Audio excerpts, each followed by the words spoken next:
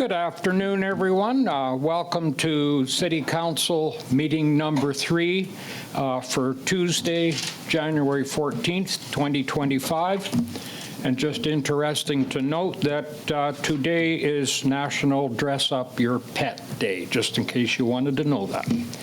I'd like to call the meeting to order. We have regrets from Councillor Elliott, and I'd like to take this opportunity to welcome our city manager. You're now in the city manager's chair, so welcome, Joel. And at this time, I'd like to recognize that we meet on the traditional territory of the LHTAKO DENE Nation. I would now like to get an approval of the agenda, and there are no changes to the agenda, happily. So if I could get a motion, Councillor Runge and Councillor Vic. Any discussion? All in favor? Opposed? Carried.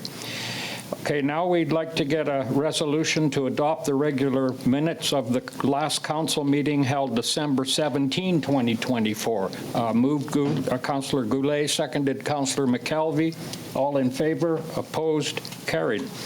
We have no presentations. We have no delegations. We do have one item arising from a previous special closed. Sorry. Go ahead, Councillor Vic. Sorry to interrupt you, Mr. Mayor. I don't know if Councillor McKelvey can second those minutes. I don't know if she was at the last meeting. Oh, maybe not. Yeah. Oh, good catch. Is that correct? Thank you. Yeah, I'm sorry, Mr. Mayor, to interrupt your flow there. I wasn't at the meeting either, so I guess I'll second it if that fixes it. Thank you. So you have that, Rhea, that correction? Thank you for that.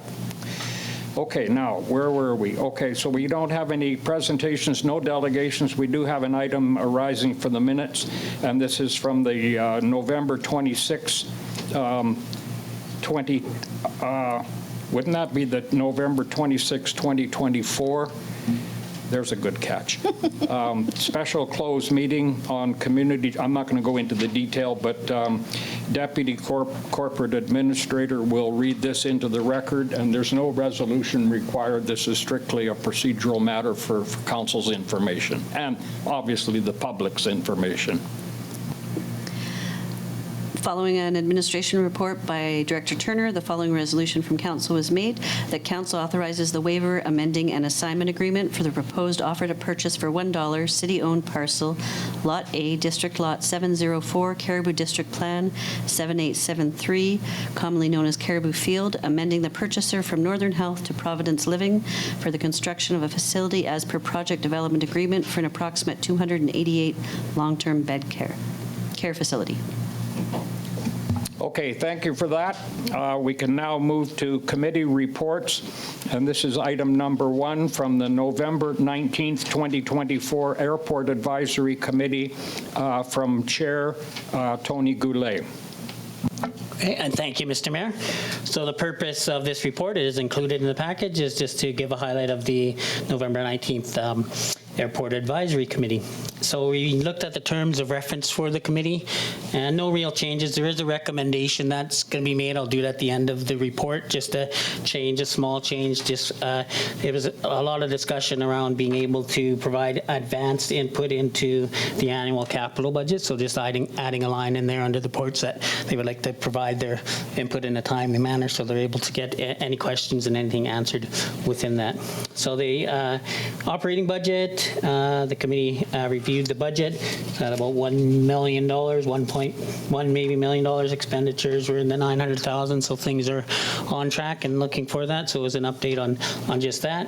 It was asked that staff provide the following year's draft operating budget to future fall committee meetings again, so they can have a thorough look at what the budget is and give any input at that time. So it gives a time and manner for that advisory committee to have their input. So. The stats were reviewed, airline passengers that CMA for 2023 and 2024 to September. So as you can see, there was a chart put in there, and it was just reviewing the stats. So from January 2023 to December 2023, they had 775 scheduled Passengers, flights were 307. The actual flights were 299, meaning that there was some delays, some cancellations, weather, just different things that happened with that. So some were delayed, but total passengers was 7,075. And from January 2024 to September, the airline passengers were at 4,923.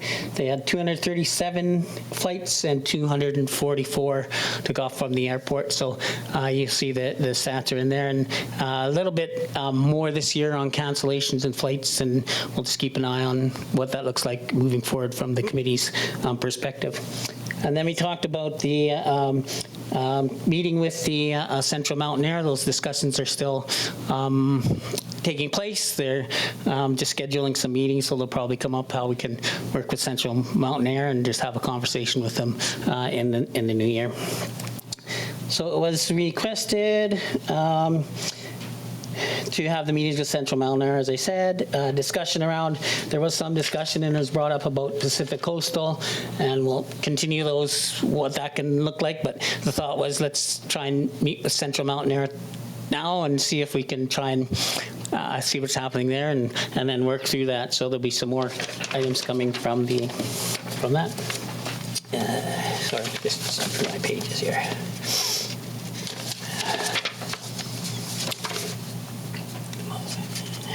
Are you looking for your recommendation at this point? Yeah, I was looking for my I've got it here if you need it, so.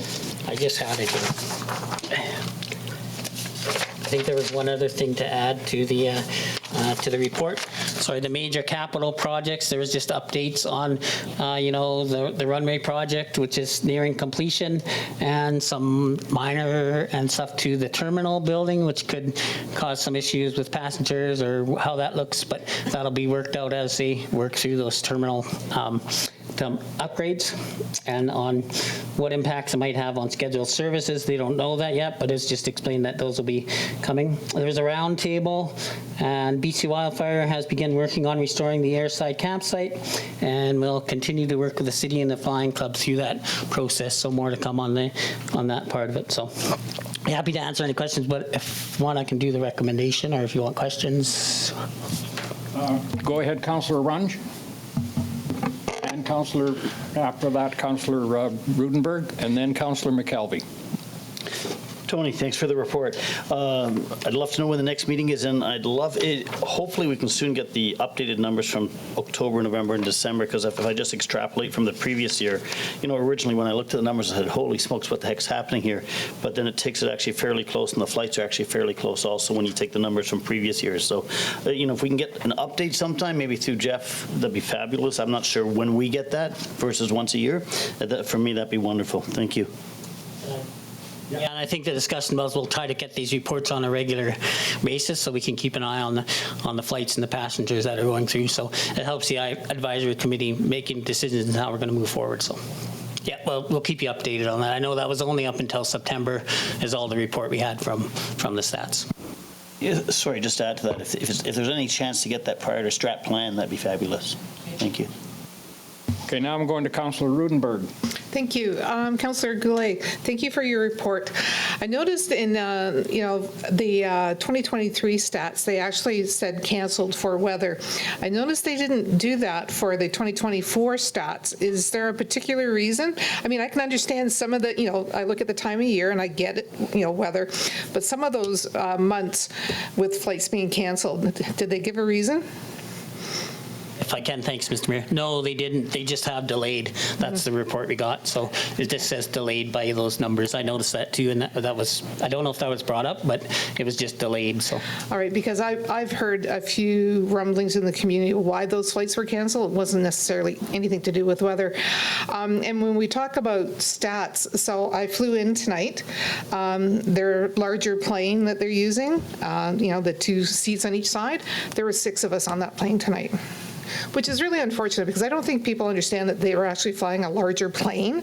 It's not that everybody gets a window and a row seat kind of plane. It's a larger plane. And so, people who are thinking that there isn't enough space for them, there was literally 6 of us on that plane tonight. So, all right, thank you.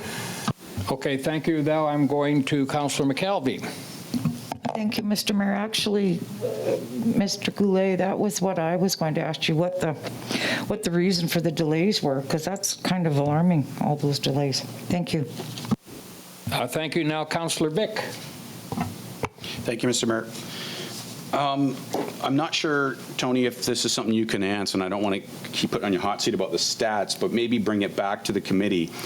A concern I have is the loads. The load factors are down by 13%.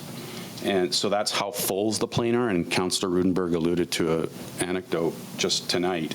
So I'd like to understand why the loads are decreasing. Is there an explanation from CMA why they feel they can't keep their planes even as full as they did last year?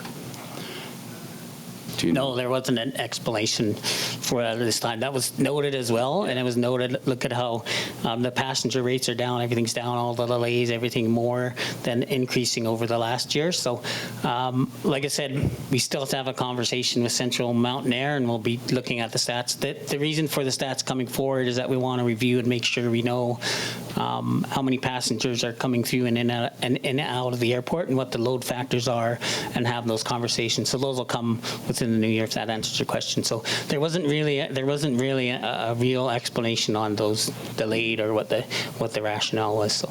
Well, I certainly think there's a lot of interest on council that we have that conversation with CMA. We have a lot of questions. So, and then the last sentence in Airport Strategic Goals Update, am I to infer that Pacific Coastal wants to talk to CMA? Is that correct?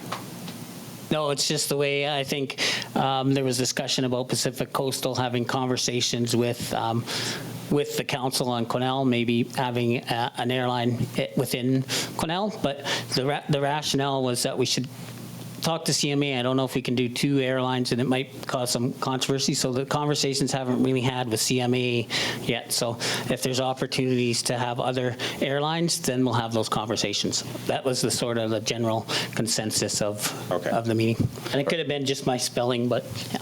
Okay, thank you.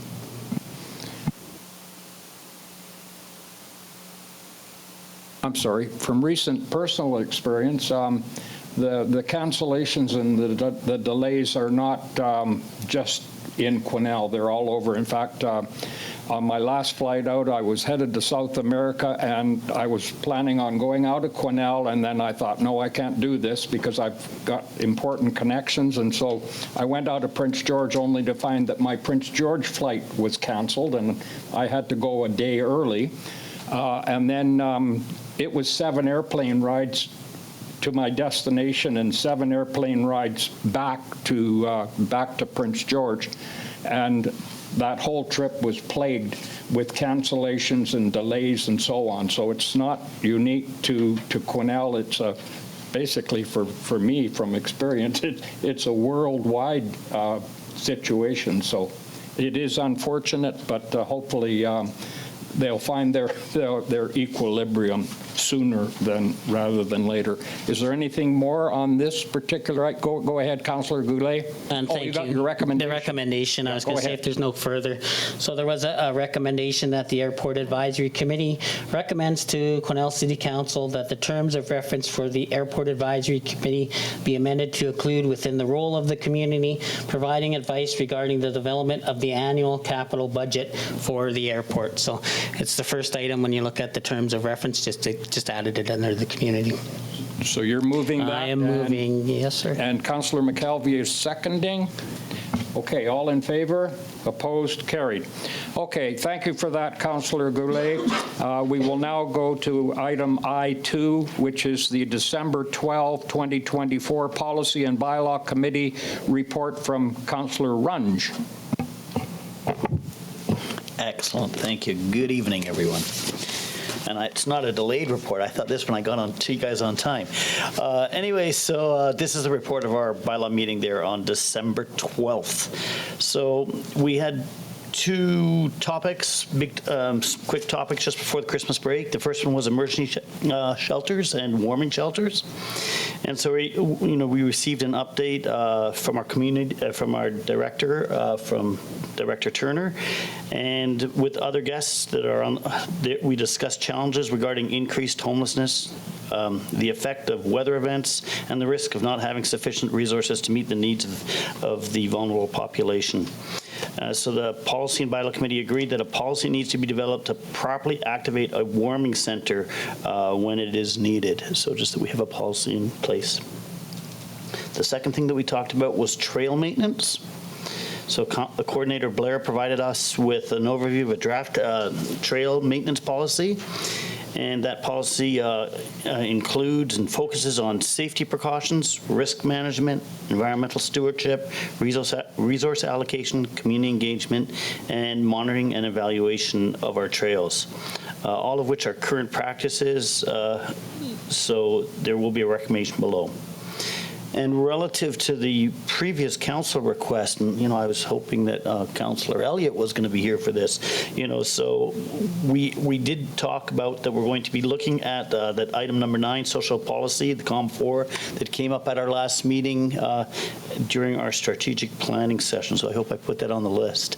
But that was supposed to be for then. So anyway, recommendations, I think they were carried unanimously by us, and we're asking you now, I guess. Do we want to go over them now, or? Yeah. Okay, so the emergency recommendation that the Policy and Bylaw Committee recommends to Council that an extreme cold policy be developed. Okay, and you're seconding that, Councillor Goulet? All right, is there any discussion? Councillor Vic? Thank you. Councillor, is it the lack of a policy that's sort of caused a logjam in terms of the lack of spaces? Is it our lack of a policy, or is there other things at play there that have necessitated us to need this policy?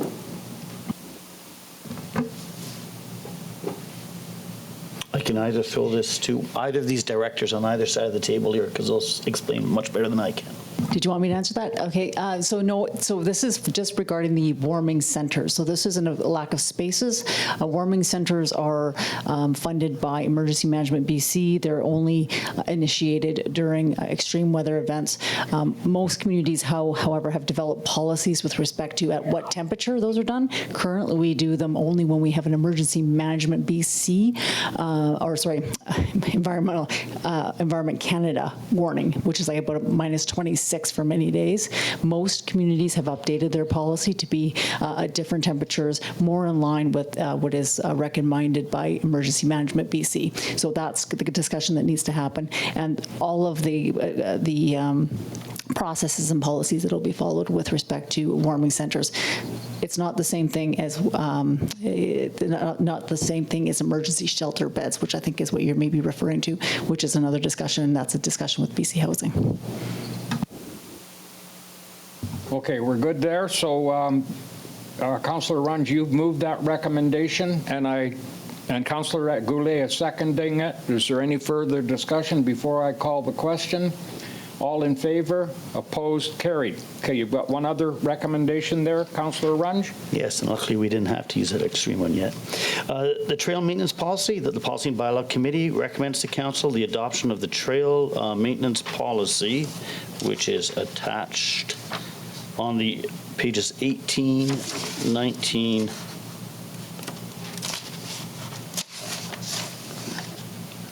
I'm not sure if you Okay, guys all so read you're it. moving that, and I would suggest that at the end of that motion that we simply add in as presented by staff, so that it focuses on that particular policy.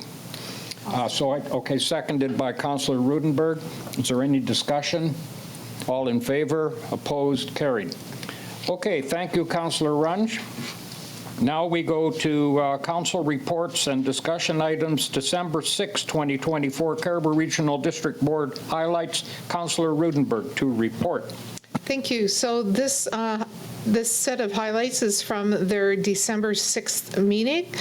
A lot of discussion was held around the BC Wildfire Services burning prohibition rules, etc.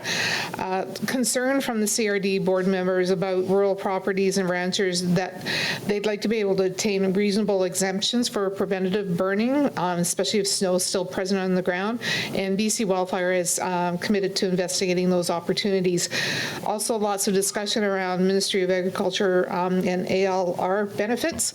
And the representatives noted that competing demands for lands, the costs of land, some of the major pressures facing the Agricultural Committee, along with average workforce in the sector is getting older. And the rest of the population, the retiring farmers and ranchers are unable to transfer ownership of their property to others who'd like to be farmers. So again, lots of discussion around that and how regional or local governments can provide policy support for the industry. Not a whole heck of a lot to report out on. If there's any questions, please don't hesitate to ask. Thank you. Okay, thank you, Councillor Rudenberg. Are there any questions?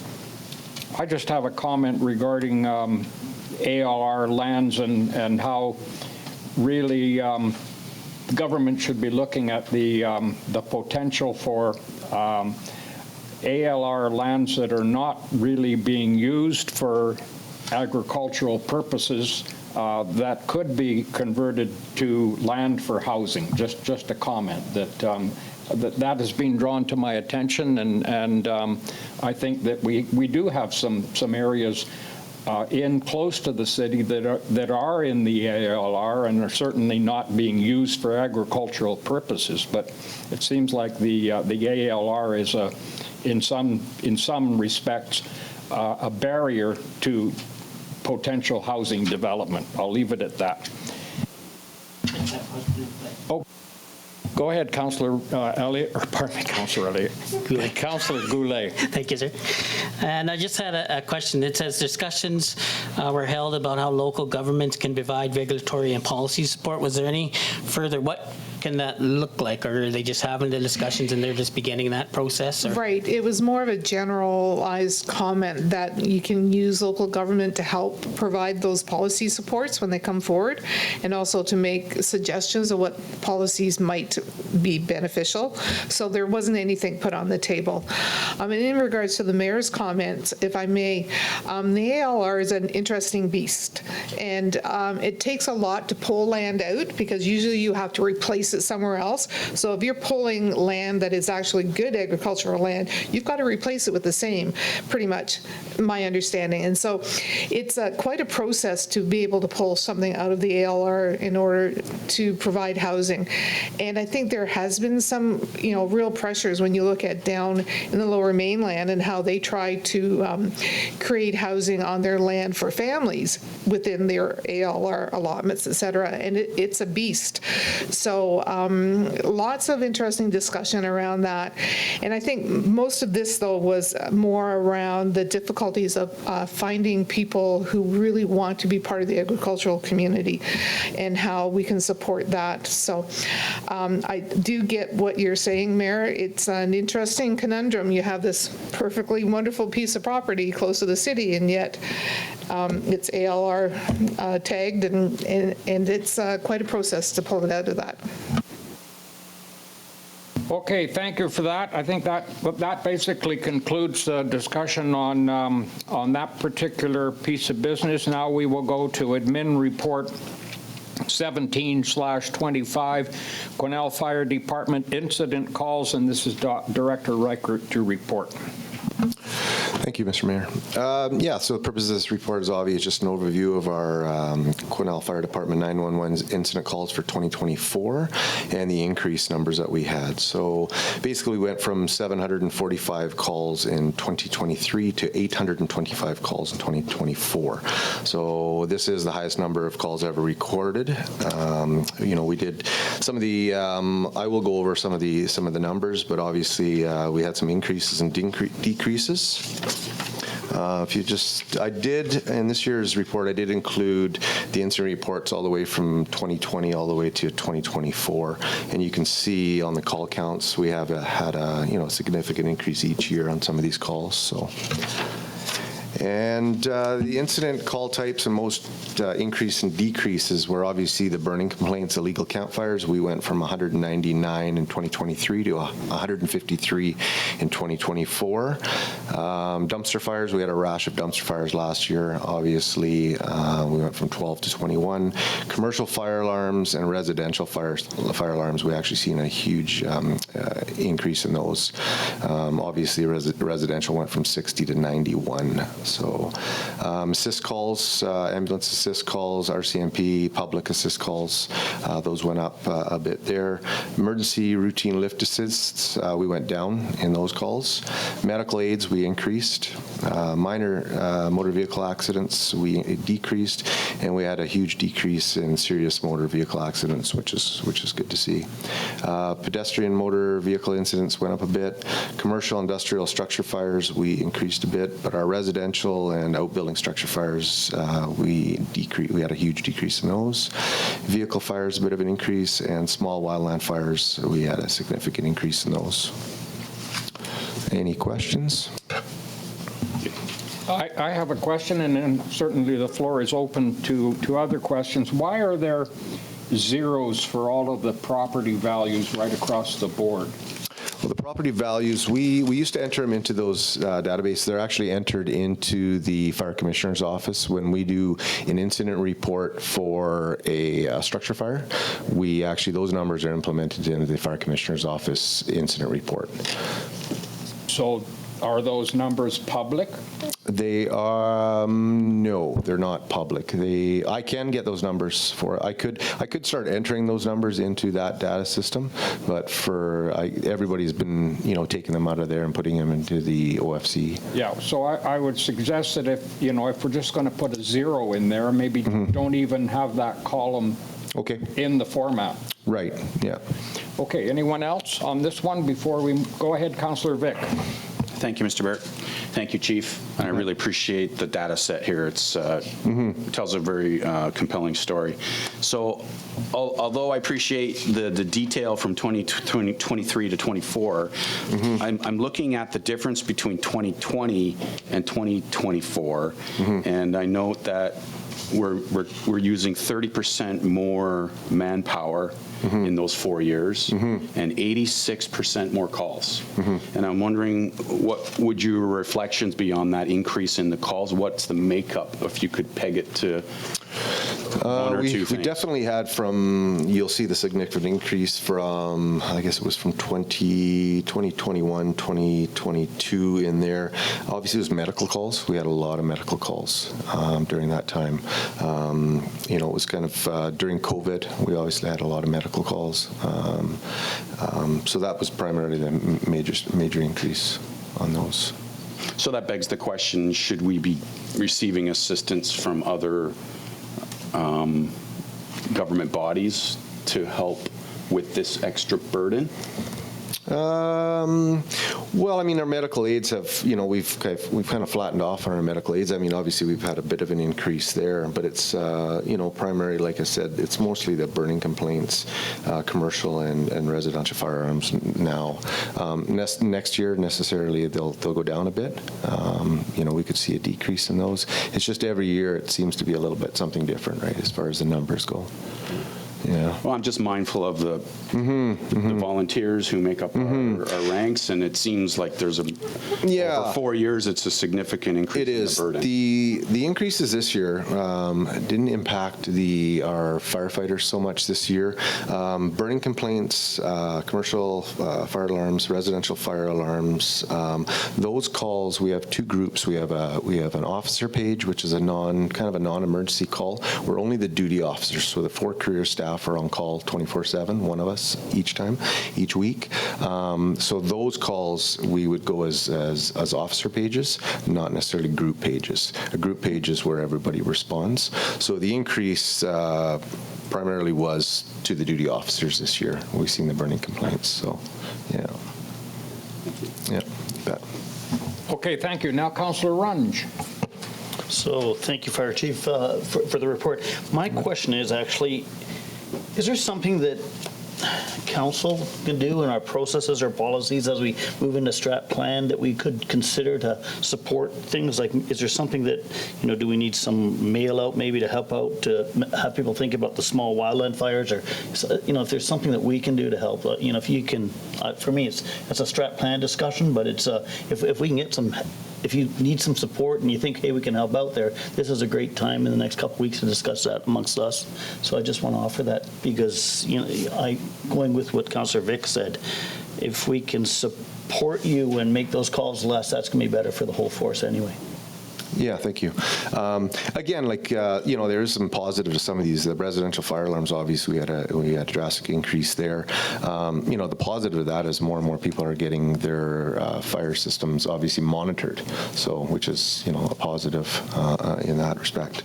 And I think as far as the burning complaints, we did see increase there because we're having more people call these in. When they see any kind of a fire situation, they'll call that in. At all hours of the night. So, but I will definitely take that into consideration for sure. All right. Thank you. Okay, anyone else on this one? Okay, then we will move to report number 2, or item number 2, report number 18/2025. Northern Development Initiative Trust Marketing Initiatives Grant Art Walk Promotion Manager Reed to report. Thank you. So the purpose of this report is to gain council approval to submit an application to NDIT for marketing initiatives to develop and promote an art walk in Quesnel. And I apologize, I've noticed a couple of errors in my report, so I'll highlight those as we go through. Over the years, Quesnel has accumulated a large number of murals and sculptures in public spaces. This project would develop a walking route to tour the art walk displayed around the community with listings, descriptions, and imagery on the tourism website. The project would also include a rack card and promotion of the tour through digital and print advertising and social media. A small budget for this project was included in the city's most recent Rural Economic Development Infrastructure Program application, but we won't know the results of that until March. So applying to NDIT requires us to backstop that grant just in case we are not successful. So that's one of my errors in the resolution. I have $5,000. It should be $7,500 as reflected down under financial implications. And then in the financial implications, I have an extra 0. It should be 15,000. There's not 4 zeros there, so I apologize for that. The recommendation is that Quesnel City Council supports the application to Northern Development Initiative Trust for the Marketing Initiatives Program for the Art Walk project, and that Quesnel City Council commits up to $7,500 from the 2025 Council Initiatives budget to this project if needed. Okay, thank you. So we have Councillor Rudenberg, you're moving. Councillor Runge, you're seconding.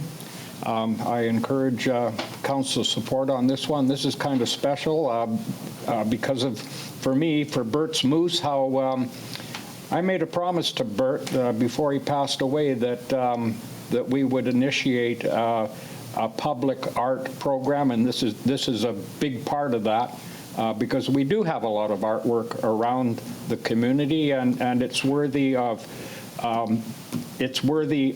recognition. So did I get a mover and a seconder? Okay, so I can now call the question. All in favor? Opposed? Carried. Thank you very much. Okay, now we will go to Admin Report 1525, 340 Dawson Street, Remedial Action Request. Director Turner, you're on. Thank you, Mayor. The purpose of this report is to revise the remedial action order issued December 17th, 2024 for the real property as defined below, having a civic address of 340 Dawson Street.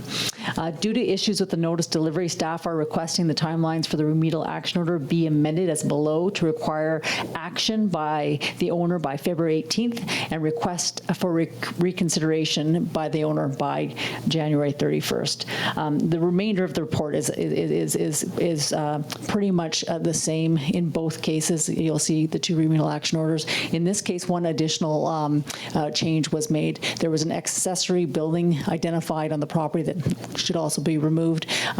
It has since been discovered that that accessory property or that accessory building is not actually on the property. It's on the neighboring property. So we'll deal with that as a separate matter. It shouldn't be included in this report. So you'll see that reflected in the recommendation. I'm going to just go straight into the recommendation as you reviewed this report otherwise before.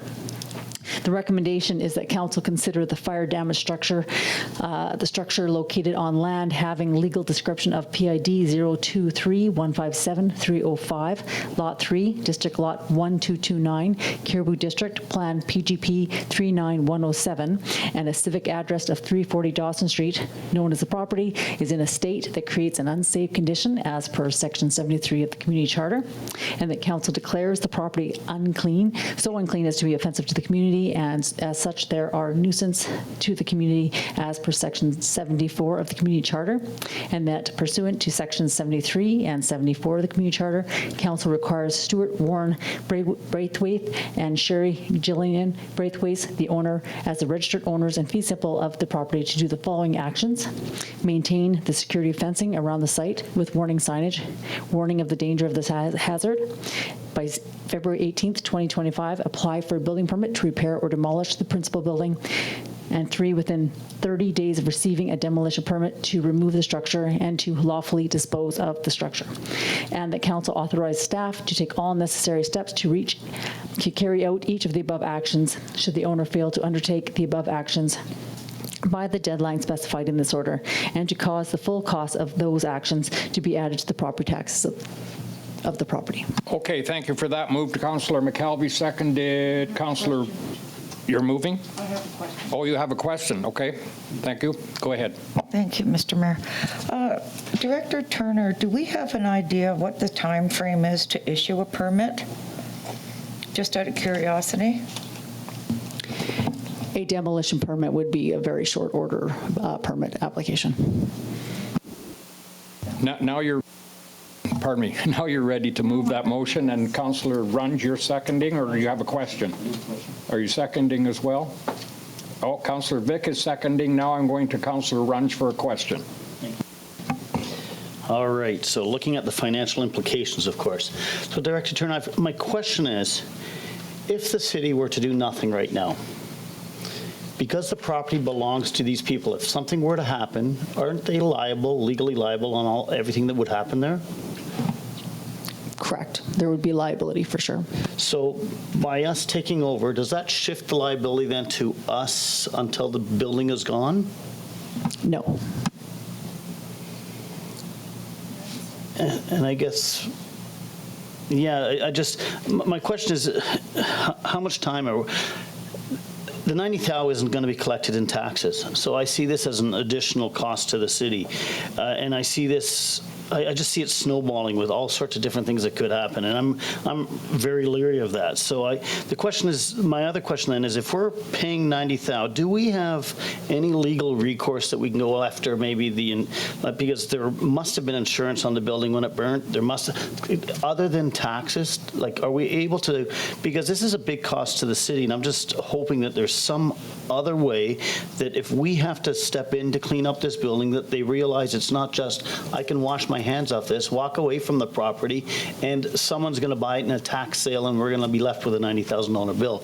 I think that's my big fear. Like, I just scares me. And if that's, if we're going to go that route, I really would strongly suggest that we start thinking about possibly beginning to purchase our own security fencing, because this is going to happen again, and we're going to go from building to building. And once again, this is maybe it's not here. It's a strat planning discussion again, because we see this. We're going to have our next motion. Our next motion is going to have another 100 and something thou, and it's just it's craziness for our taxpayers. That's all, I guess. So if there's any way for us to get legal money back to the legal system, I would love to have some way of at least threatening the owners of a property that this is going to be on the table.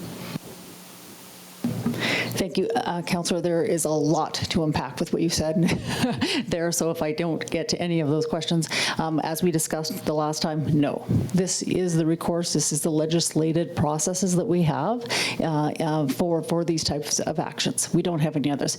A reminder that technically, when a property sells, we get the money back because we put the costs on property taxes. So including when we do a property tax sale, technically we would be the value of that property tax that would be for those costs. There is some reality that it might not get purchased, it might get left to us, and then we would take those costs. I guess your other consideration there is then what do we do with the neighboring property owners that are not, are wanting a resolve to the unsightliness of the site. Go ahead, Councillor Runge. So this goes to my comment, because if we leave it in the property owner's name and we tell the neighbors, sue the property owner, they then don't follow the same rules we do.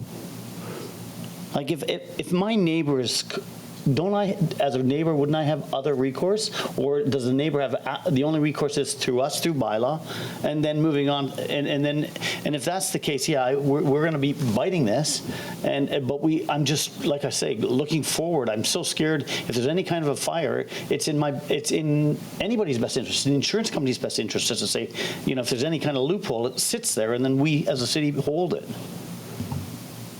I don't believe that is the case. Sorry, Councillor, runs through you to council. I don't believe that's the case with the number of properties. In certain cases, there's usually, in some instances, cases where this does become, as you say, a condition where the existing property owners kind of back away and let the process happen. For sure, we've seen it before.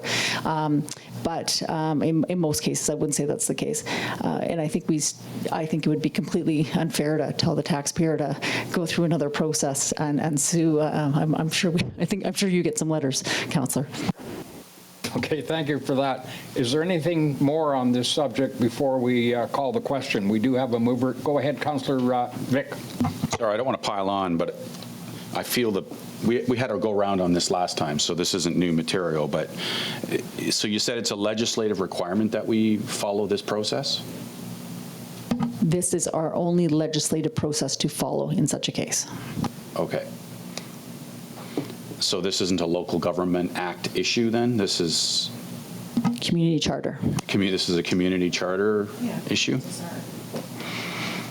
I would suggest that we're in a unique position, though, because some of our property values are lower than neighboring communities, especially in the Lower Mainland. So if Vancouver were to do the same action and pay the $90,000 to remediate the building, they would sell that lot for $1 million the next week.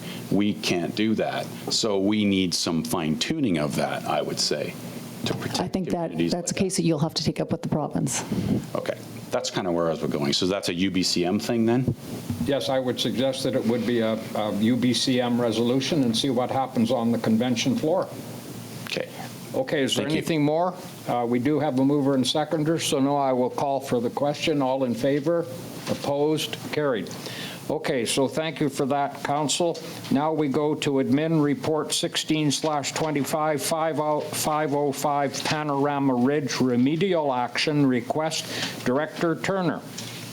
Thank you. And again, this report is coming to you to revise the recommendations just again due to timing of the notice. There's no other changes to this report whatsoever. And I'm just going to go right straight into the resolution if Council's okay with that. The recommendation is that Council declares the fire damaged structure, and accessory building, the accessory building located on land having a legal description of PID 018-457-011, Strata Lot 1, District Lot 81, Cariboo District Strata Plan PGS 176, together with an interest in the common property in proportion to the unit entitlement of the strata lot as shown on Form 1, and a civic address of 505 Panorama Ridge, which is the property to be in an unsafe condition as provided by Section 73 of the Community Charter, and to be a nuisance under Section 74 of the Community Charter, and that pursuant to Section 73 and 74 of the Community Charter, Council requires Stephen Ya Boyke, the owner, as the registered owner in fee simple of the property, to do the following actions.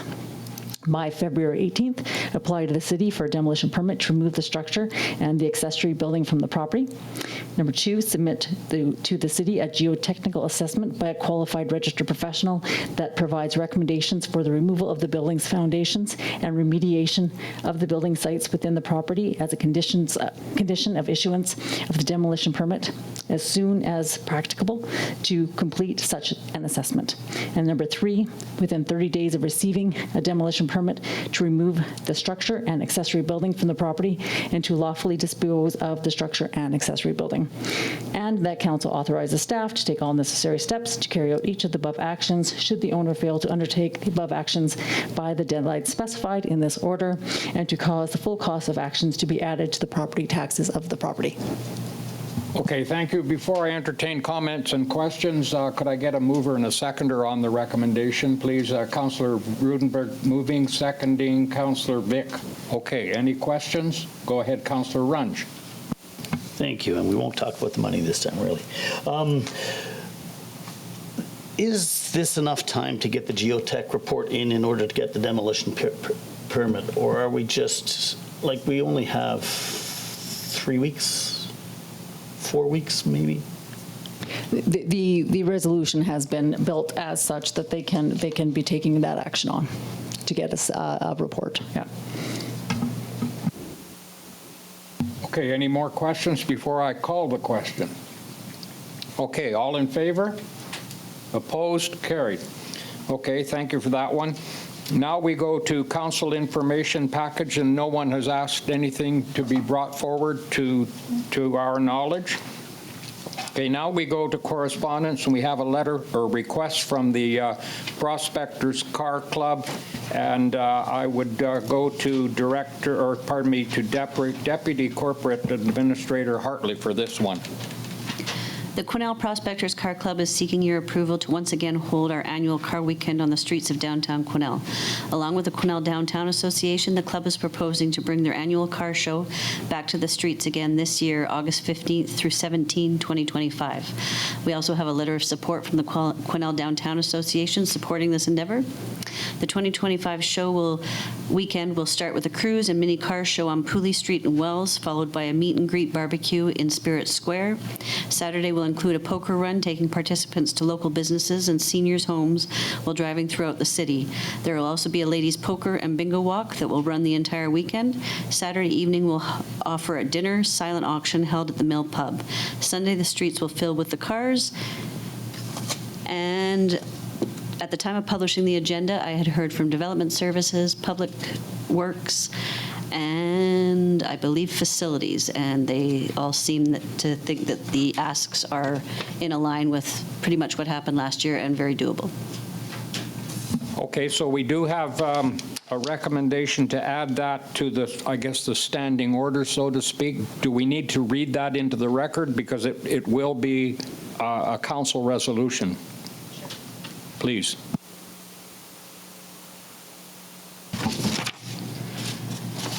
The previous resolution was May 23rd, 2023, and I will read it with the updated portion. That council approved the following list of annual parades and events in perpetuity unless there are significant changes that staff would bring back to council.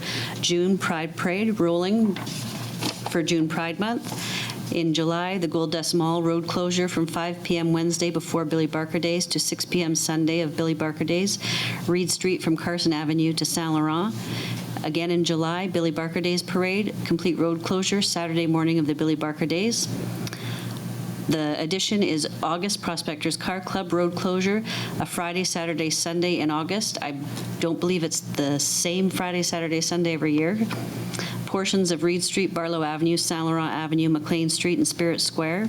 September, Touch a Truck event, road closure, 400 block of McLean Street for the Child Development Center. September, Take Back the Night, rolling parade, Quesnel Women's Resource Center. November, Remembrance Day road closure, and that'll happen on November 11th, and that council directs the Director of Public Works Operations and Director of Development Services to work with these organizations to coordinate the parades and events. Okay, well done, mover. Councillor Runge, seconder. Councillor McKelvey, questions? Councillor Runge, you don't have anything for this one? Okay, all in favor? Opposed? Carried. Wonderful. Okay, so we do not have any bylaws. We do not have any new business. We have a couple of changes to upcoming meeting schedule. On February 2, we have an all-day special closed strategic planning session, and that's on a Sunday, so we are a 7-day-a-week operation. And on February 11th, we have a special closed. We don't have any changes to committee appointments, announcements, and events. Anyone? Okay. Gallery questions. Anyone? I'm happy that this is moving along so fast because there's a Canucks game going on. Okay, I will now call for, we've done gallery questions. A motion to adjourn, please. Councillor Goulet, Councillor McKelvey, all in favor? Opposed? We stand adjourned. Thank you.